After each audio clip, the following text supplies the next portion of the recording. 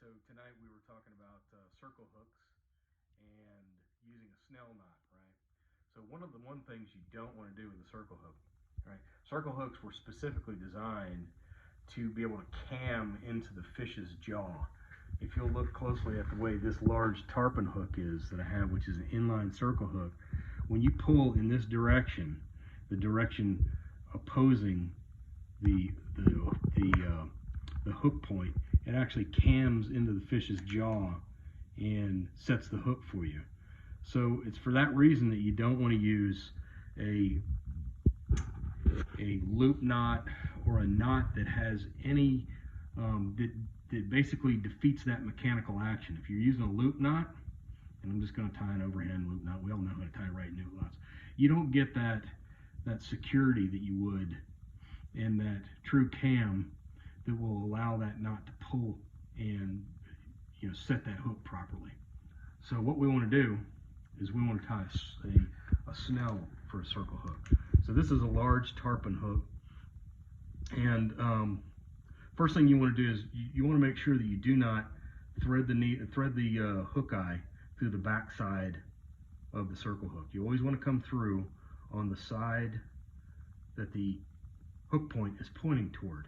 And the reason being is because you want that secure cam action to act directly and mechanically advantage and turn that hook into the fish's jaw. This is a very simple snell, and so what I do is I come and I make a loop right around the diameter, a couple of diameters larger than the size of the actual hook.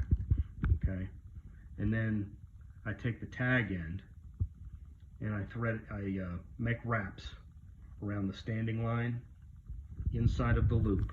If you can see what I'm doing with this large line, I'm basically wrapping around the shank of the hook and inside of the loop of this paracord. You can see how I'm wrapping that and wrapping that. And I'll put 6 or 7 of those. You don't need a whole lot. It's not like and you can do this. This particular snell is pretty easy to do. I got to kind of cinch it up a little bit with this paracord because it doesn't slide nice and easily like some of that 100-pound monofilament might. But I don't want to waste that 100-pound monofilament. Or that 100-pound handy. And effectively, that's what you get. You get a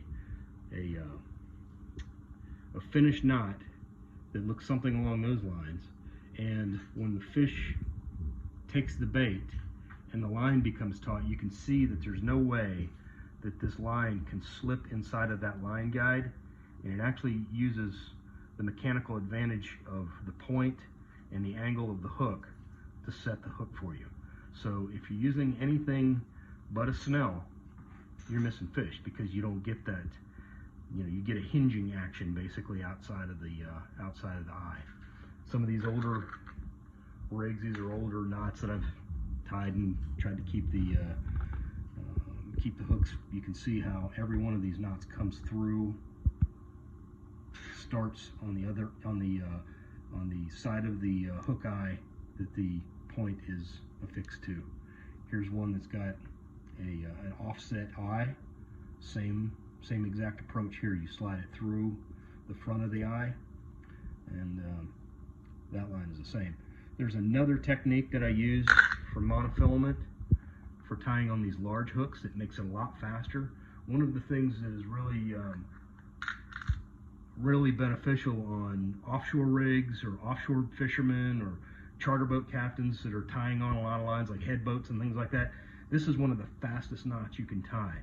So if you've got 40 horns on your boat and they're all breaking off and getting hooking each other and things like that, and you're cutting lines constantly and having to retie, you can actually thread one of these things on, spin it on, tighten it down that fast. As soon as you get good at it, you can put the line in, wrap it, make a loop, and the other technique is you actually wrap the hook around the knot, spin it like that, and have it tied that fast, literally. And this is the strongest knot. There's no part of this knot when it becomes under strain that is actually pulling on a knot surface where you have two parts of the line that are going to burn and rub on each other and actually break. So that's your snell. That's your circle hook. And if you're not fishing with a snell on a circle hook, you're leaving a little bit still sitting there on the plate. That's it. Get your ass in the outdoors.